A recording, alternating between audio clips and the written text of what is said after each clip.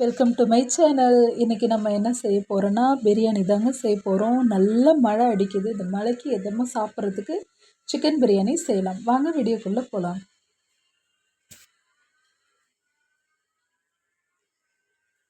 ஒரு பாத்திரத்தில் ஆயில் ஊற்றிருக்கேன். பட்டை லவங்கம் போட்டுக்கலாங்க. போட்டுட்டு அது நல்லா பொரியணும்.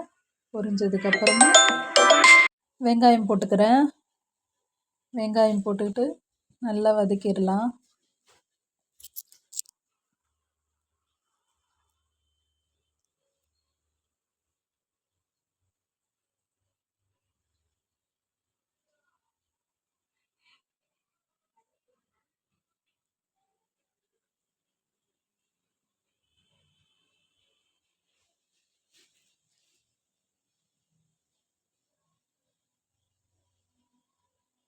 பச்சை மிளகாய் 2 அரிஞ்சு வச்சுருக்கேன். பச்சை மிளகாயும் அதில் சேர்த்துக்கலாம்.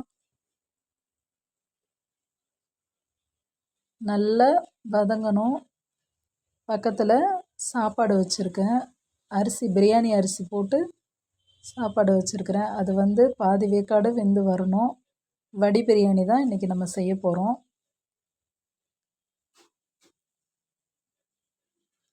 நல்லா கலந்து விட்டுக்கிறேன்.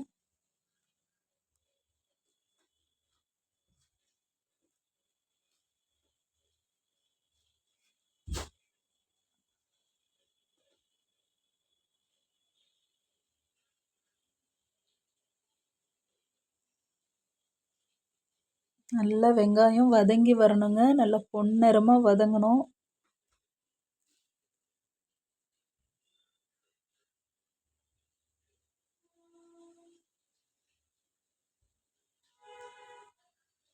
நல்லா பொன்னிறமாக வதங்கி வருது. இப்போது நம்ம நறுக்கி வச்சுருக்கிற தக்காளியை போட்டுக்கலாம்.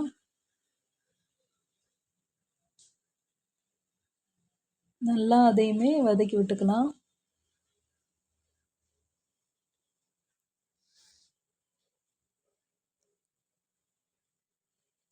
இப்போது தேவையான அளவு உப்பு போட்டுக்கலாம். சாப்பாட்டில் உப்பு போட்டிருக்கேன். சாப்பாட்டில் உப்பு போட்டு தான் வடிக்கிறோம். அதனால் கொஞ்சமாக உப்பு சேர்த்துக்கிறேன். இஞ்சி பூண்டு பேஸ்ட்டு போட்டுக்கலாம்.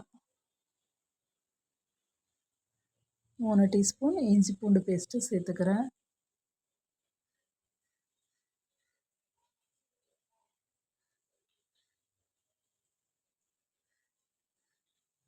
இதையுமே நல்லா கலந்து விட்டுக்கலாம். வெங்காயம் வதங்கும் போது நம்ம இஞ்சி பூண்டு பேஸ்ட்டு போடக்கூடாது. ஏன்னா பாத்திரத்துலேயே ஒட்டிக்கிறோம். அதனால் அப்போ போடக்கூடாது. நம்ம வெங்காயம் தக்காளியெலாம் வதங்கினதுக்கப்புறமா இஞ்சி பூண்டு பேஸ்ட்டு கலந்தால் நமக்கு நல்லா வாசமாகவும் இருக்கும். பாத்திரத்துலேயும் ஒட்டாது. நல்லா கலந்து விட்டு வதக்கிக்கலாம்.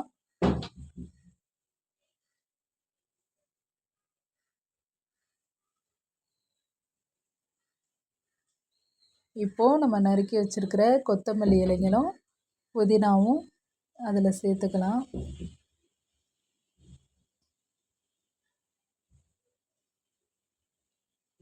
சேர்த்துட்டு அதையுமே நல்லா கலந்து விட்டுக்கலாம். நல்லா வதங்கி வரணும்.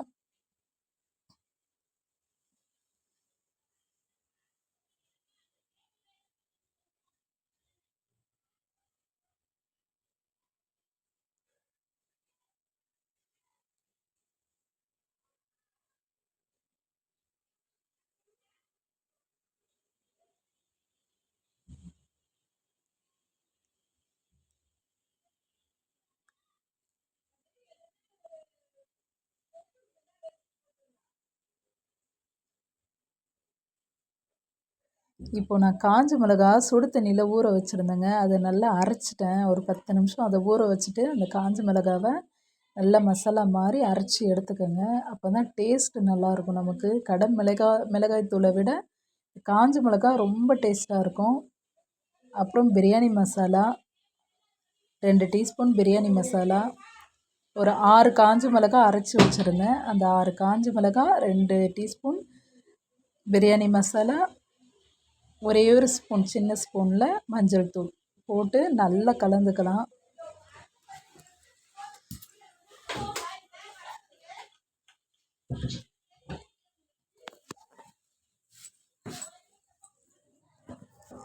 நல்லா எண்ணெய் திரிஞ்சு வரணுங்க.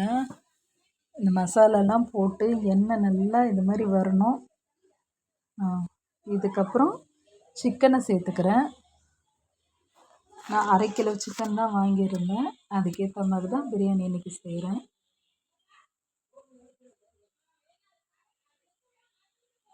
நல்லா கலந்துக்கலாம் சிக்கனை.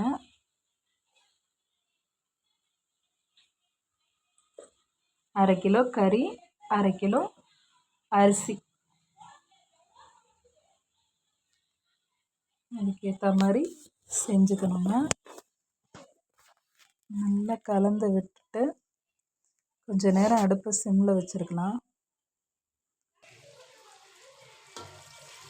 இப்போ தண்ணி, ஒரு செம்பு தண்ணி ஊற்றிருக்கேன். நல்லா அந்த கறி வேகணுங்க. வேகிற அளவுக்கு ஒரு செம்பு தண்ணி ஊற்றி நல்லா வேக வச்சுக்கணும்.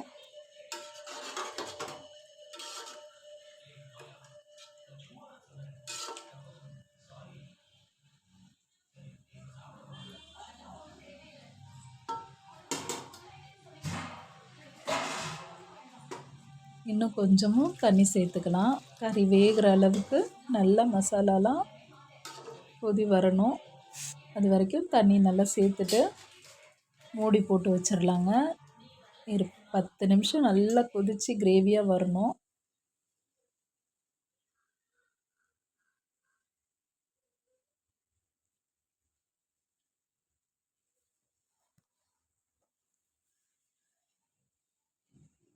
இப்போது இந்த அடுப்பில் சாப்பாடு வச்சுருக்கேன். அது நல்லா அரை வேக்காடு தான் வேகணும். ரொம்ப வேகக்கூடாது. ஏன்னா அதில் நம்ம தம் போடணும். அரை வேக்காடு வேகிற மாதிரி பார்த்துட்டு இப்போ சாப்பாட்டை இதை வடிச்சிடலாம்.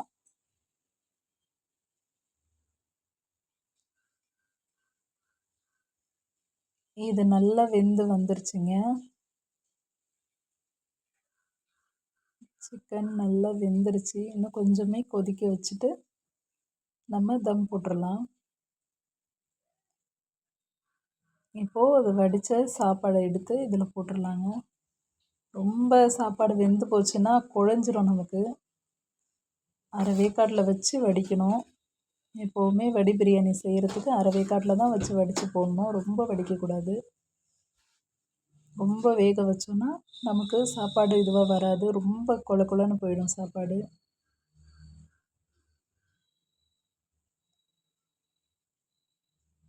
இப்போது சாப்பாடெல்லாம் போட்டாச்சு. ஒரு நிமிஷம் மூடி வச்சுட்டு சிம்மில் வச்சிடணும் அடுப்பை. திறந்து கிளறி விடலாங்க.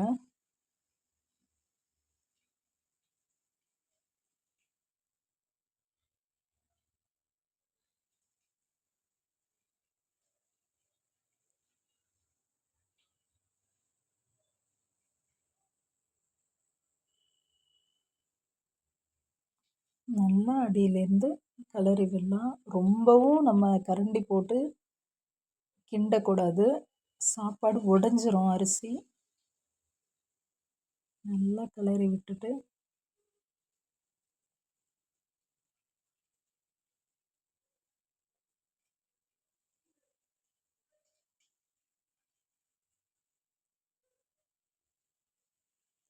நல்லா கிளறியாச்சு.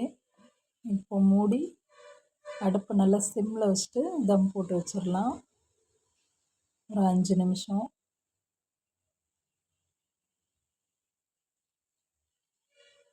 ஒரு பாத்திரத்தில் தண்ணி எடுத்துக்கலாம்.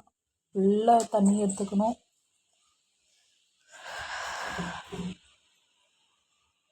நம்ம சாப்பாடு வடித்தோடனே அந்த பாத்திரத்துலேயே தண்ணி எடுத்து கூட வச்சுக்கலாம். தம் போடுறதுக்கு தானேங்க.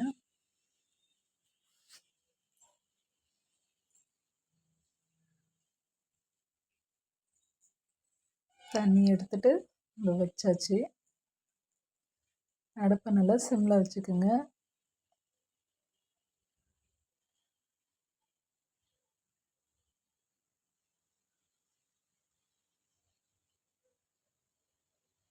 ஒரு பேப்பர் வச்சுக்கணும்.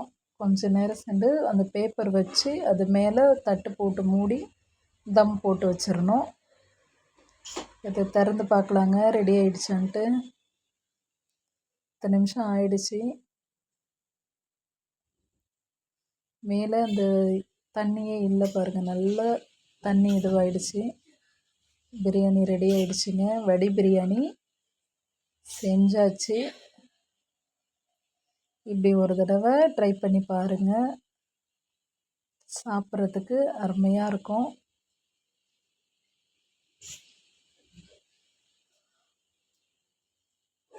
வடி பிரியாணி ரெடி ஆகிடுச்சிங்க. ஒரு தடவை ட்ரை பண்ணி பாருங்கள், உங்களுக்கும் பிடிக்கும். நம்ம சேனலை சப்ஸ்கிரைப் பண்ணாதவங்க சப்ஸ்கிரைப் பண்ணுங்கள், லைக் பண்ணுங்கள், ஷேர் பண்ணுங்கள், கமெண்ட் பண்ணுங்கள்.